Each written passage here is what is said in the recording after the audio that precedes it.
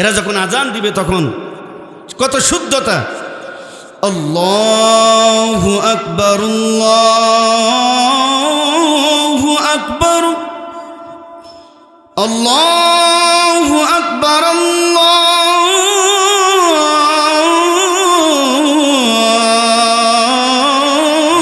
আল্লাহু আকবার, আল্লাহু আকবার। শুদ্ধতা, সুর না, সুরে তো আমি কিছু না। আশহাদু আল্লা ইলাহা ইল্লাল্লাহ,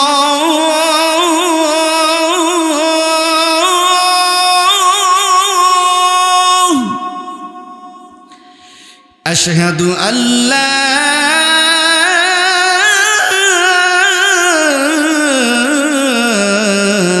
ইলাহা ইল্লাল্লাহ।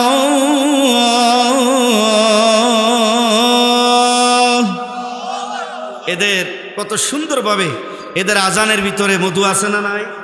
যখন বলবেন শুধু বিসমিল্লাহ পড়ো, বিসমিল্লাহির রহমানির রহিম বলেন, এটা কাদের সন্তান? আমাদের।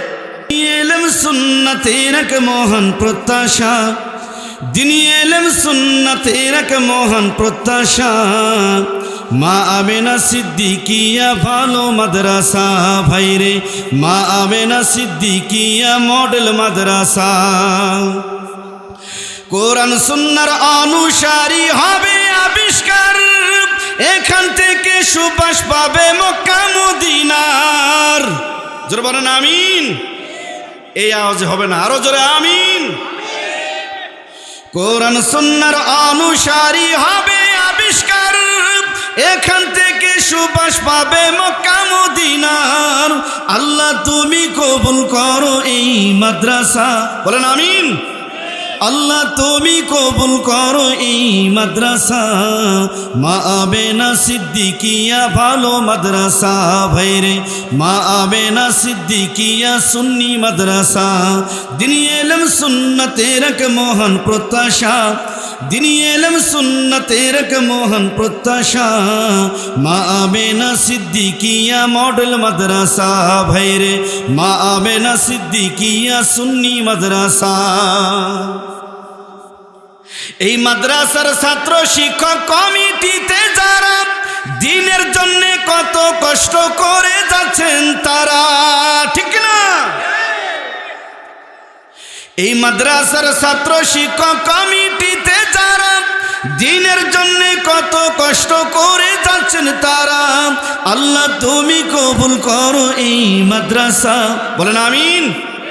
আল্লাহ তুমি কবুল করো এই মাদ্রাসা, মা আমেনা সিদ্দিকিয়া মডেল মাদ্রাসা ভাইরে, মা আমেনা সিদ্দিকিয়া ভালো মাদ্রাসা। দিনী ইলম সুন্নাতের এক মহান প্রত্যাশা, দিনী ইলম সুন্নাতের এক মহান প্রত্যাশা, মা আমেনা সিদ্দিকিয়া ভালো মাদ্রাসা ভাইরে, মা আমেনা সিদ্দিকিয়া মডেল মাদ্রাসা। বলেন না মারহাবা। খারাপ লাগছে? জোরে বলেন খারাপ লাগছে? ইন্না আরাযনাল আমানাতা আলাস সামাওয়াতি ওয়াল আরদি ওয়াল জিবালি ফাআবাইনা আন ইয়াহমিলনাহা ওয়া আশফাকনা মিনহা ওয়া হামালাহাল ইনসান।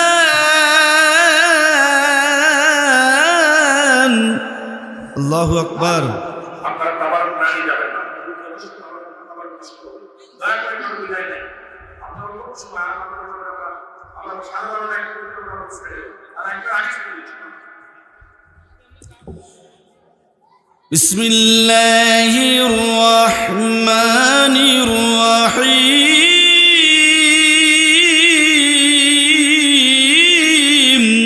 বলেন আল্লাহু আকবার। আরো জোরে। আল্লাহর কালাম শুনতে ভালো লাগে না খারাপ লাগে? একটু মহব্বতে দুরূদ পড়েন। আল্লাহুম্মা সাল্লি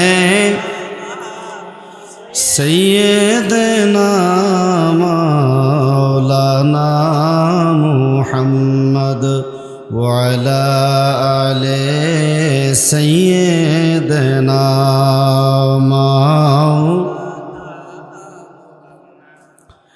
আলহামদুলিল্লাহ। মা আমেনা সিদ্দিকিয়া মডেল মাদ্রাসায় আয়োজিত আজকের এই মহতী মাহফিলের সম্মানিত সুনামধন্য সভাপতি, মাদ্রাসার পরিচালক,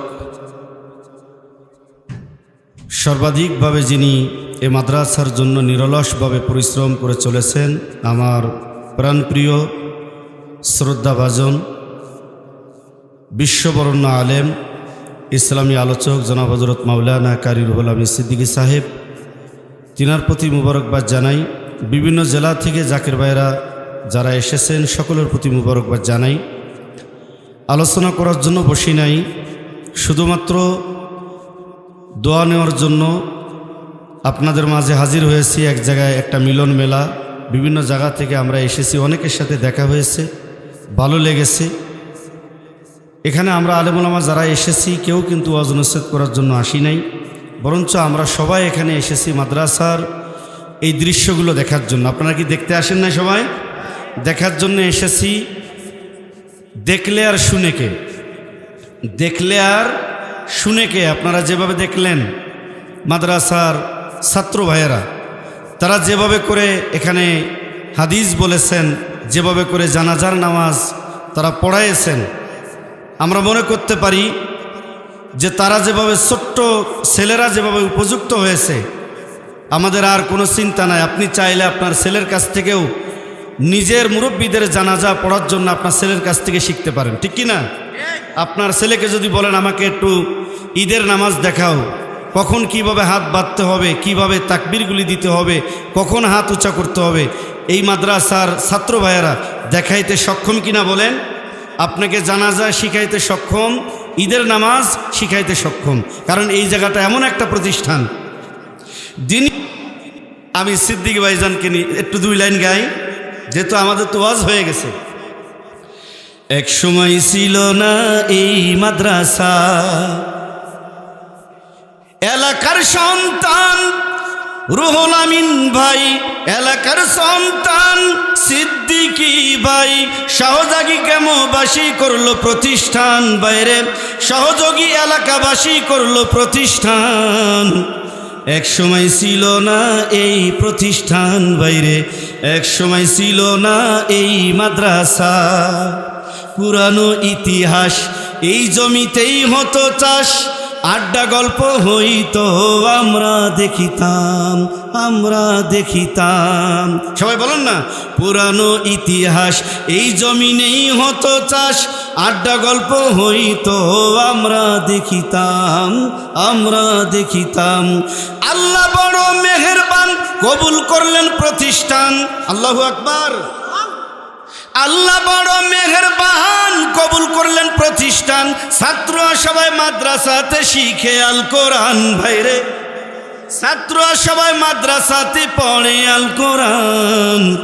এক সময় ছিল না এই প্রতিষ্ঠান, বাইরে এক সময় ছিল না এই মাদ্রাসা। গ্রামের সন্তান রুহুল আমিন ভাই, গ্রামের সন্তান মাওলানা সিদ্দিকী ভাই, সহযোগী গ্রামবাসী করলো প্রতিষ্ঠান, বাইরে সহযোগী এলাকাবাসী করলো প্রতিষ্ঠান। এক সময় ছিল না এই প্রতিষ্ঠান, বাইরে এক সময় ছিল না এই মাদ্রাসা। বলা যাবে কি মারহাবা? আমার ভাইরা, আমি এখানে আসার পরে একটু খোঁজখবর নিয়েছি।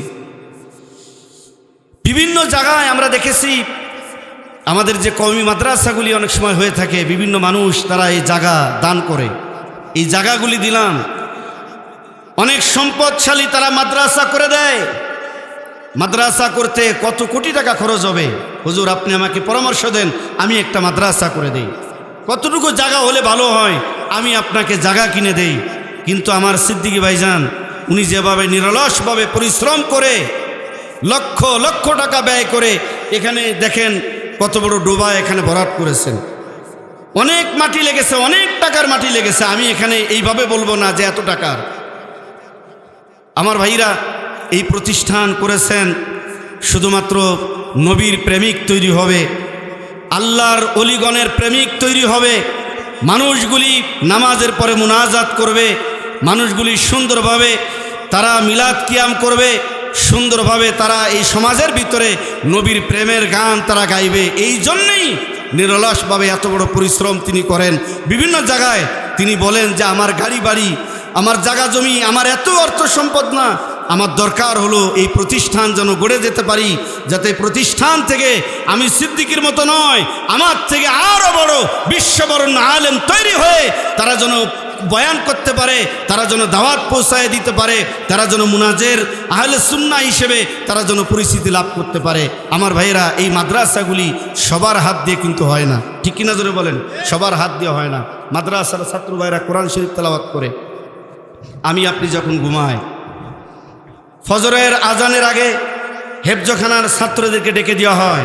ছোট্ট বাচ্চারা এই শীতের ভিতরে অথবা প্রচণ্ড গরমের ভিতরে উঠে তারা অজু করে, আমরা যখন চারিদিকে গ্রামের মানুষ চারিদিকে যখন ঘুমায়, তখন এই ছাত্ররা আল্লাহর কালাম তেলাওয়াত করে, ঠিক কিনা জোরে বলে? আপনার বাড়িতে আপনার এই ছেলেটা যদি বাড়িতে যায়, গিয়া যদি নামাজ পড়ে, আপনারও মনে চাবে কিরে আমার ছেলেটা মাদ্রাসায় দিলাম, বাসায় এসেছে ছুটিতে, আমার ছেলেটা তো দেখি নামাজ পড়তেছে, আমার ছেলেটা তো দেখি কোরআন পড়তেছে, কিন্তু আমি তো শিখতে পারি নাই, আমি তো নামাজ পড়ি না। দেখবেন ওই ছেলেটার বরকতে অনেক সময় বাবা মা লজ্জাই হোক আল্লাহ তাআলার তরফ থেকে হিদায়েত প্রাপ্ত হয়ে ওই বাবা মা চিন্তা করে আমার ছেলে মাদ্রাসায় পড়ে, আমার ছেলে কোরআন পড়ে, ঠিক কিনা ধরে বলে? বাবা মার ভিতরেও পরিবর্তন এসে যায়। বিসমিল্লাহির রহমানির রহিম।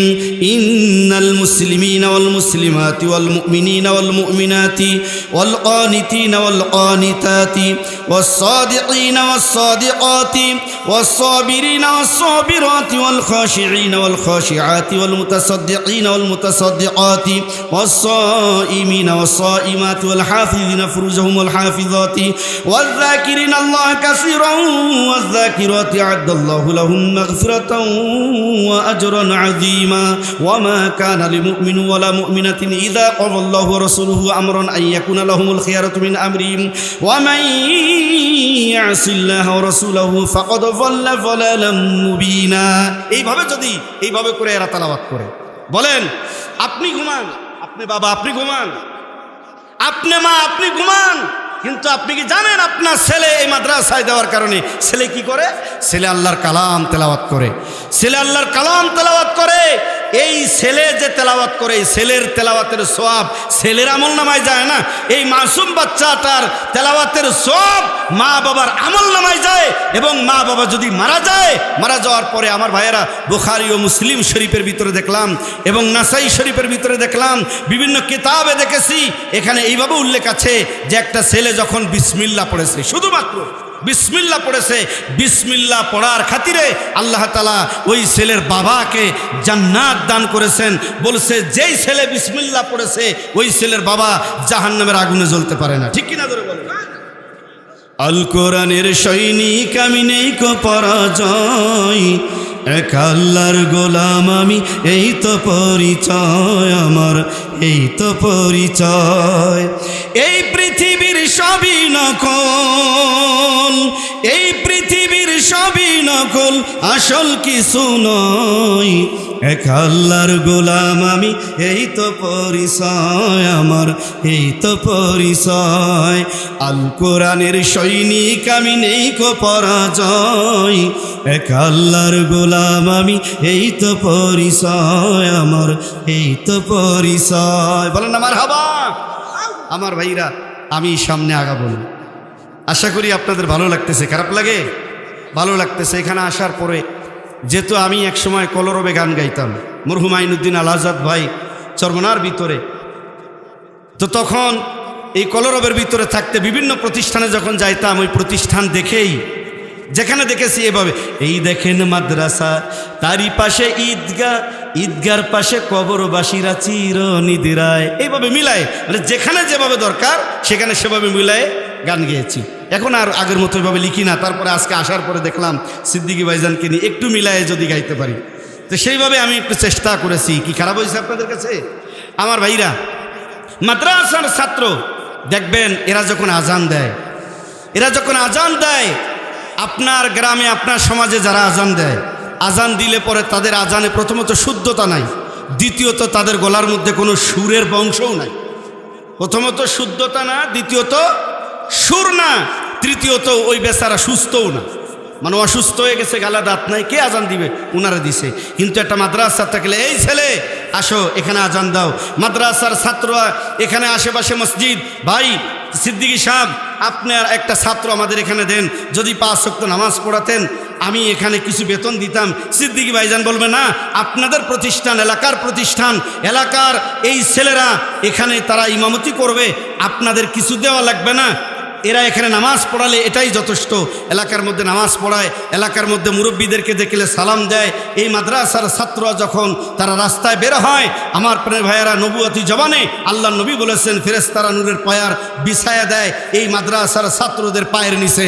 আচ্ছা বলেন, এই মাদ্রাসার ছাত্রদের পায়ের নিচে ফেরেশতারা তারা তাদের নূরের পায়ার বিছায়া দেয়, এই মাদ্রাসার ছাত্র দামি নাকি? বলেন দামি কি না?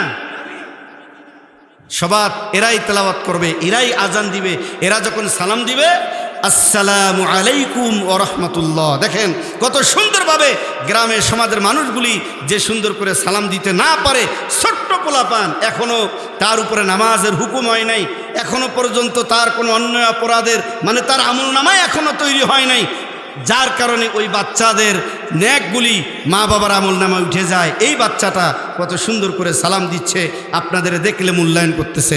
সুতরাং আমরা চাই এই মাদ্রাসায় আমাদের ছেলেদেরকে ভর্তি করে, আমরা চাই যে আমাদের সুন্নি মাদ্রাসা, আমার ভাইরা, কুত্তা হইলে কুকুর হইলে 10টা কুকুর, বাঘ হইলে একটাই যথেষ্ট। কি বলেন? বাঘ হইলে একটাই যথেষ্ট। তো আমাদের ঘরে ঘরে এত মাদ্রাসা দরকার নেই। আমাদের সুন্নি যে মাদ্রাসাগুলি কয়েকটা আছে খুলনা বিভাগের ভিতরে, সিদ্দিকী ভাইজান যে নেতৃত্ব দিচ্ছেন, পরিচালনা করতেছেন, এই মাদ্রাসায় আমাদের ছেলেদেরকে দিলে এখান থেকে বেশি না 10 জন যদি বের হয়, এই 10 জনে পুরা বিভাগ কাঁপায় দিতে পারবে। ঠিক কিনা ধরে বলেন? ওরা আসবে লক্ষ লক্ষ লক্ষ লক্ষ আলেম, আসলে মুভ করবে তো একজন, সামনে মুভ করবে তো একজন, আর আমাদের 10 জনের ভিতর থেকে না, আমাদের 10 জনই মুখ করার মতো যোগ্যতা আল্লাহ তাআলা তাদেরকে দান করেন। কেন? কারণ তারা নবী প্রেমিক, আল্লাহর ওলি প্রেমিক, নবী প্রেমিক, আল্লাহর ওলি প্রেমিকদেরকে আল্লাহ তাআলা নিজে সাহায্য করেন। ঠিক কিনা জোরে বলেন? আমি আর সামনের দিকে আগাবো না, আমার ভাইজান সিগন্যাল দেওয়ার আগে আমি ছেড়ে দিচ্ছি। যেহেতু উনি দুটি কথা বলেই ওনার বাড়িতে আমরা এসেছি, ওনার কিছু কথা আমরা শুনবো, মাদ্রাসা কীভাবে পরিচালনা করতেছেন, আমরা তার সুখ দুঃখের কথাগুলি শোনার জন্য ভাইজানের কাছে অনুরোধ রাখলাম যে আপনি, আমরা তো আসলে সেভাবে দিতে পারি না বা সেভাবে পারবও না, আমরা সবাই জাকেরান, আমরা গরিব দুঃখী মানুষ, তারপরেও কি আপনার দুঃখের কথা কি আমরা শুনতে পারবো না? আপনি কিভাবে কষ্ট করে এই মাদ্রাসাগুলি পরিচালনা করতেছেন, কিভাবে মাটিগুলি ভরাট করেছেন, আমাকে দেখাচ্ছিলেন দুপুরের পরে। আমার বড্ড ভালো লাগতেছিল যে আমাকে যখন বলতেছিলেন এখানে অনেক মাটি এখানে দিয়েছি, এত লক্ষ টাকার মাটি এখানে লেগেছে, এখানে এই পর্যন্ত জায়গার এরিয়া, আমার কাছে বড্ড ভালো লাগতেছিল। কারণ এই প্রতিষ্ঠান আরও অনেক বড় হবে, এই প্রতিষ্ঠান মানুষের নজরে আসবে, প্রতিষ্ঠানের জন্য গোটা জাকের সমাজ দোয়া করবে। ঠিক কিনা বলেন? গোটা জাকের সমাজ দোয়া করবে। আমরা তিনার কাছ থেকে শুনবো তার সুখ দুঃখের কথাগুলি, কিভাবে মাদ্রাসা পরিচালনা করছেন। আল্লাহ তাআলা আমাদের সবাইকে কবুল করেন। ওয়া মা আলাইনা ইল্লাল বালাগ। আসসালামু আলাইকুম ওয়া রাহমাতুল্লাহ।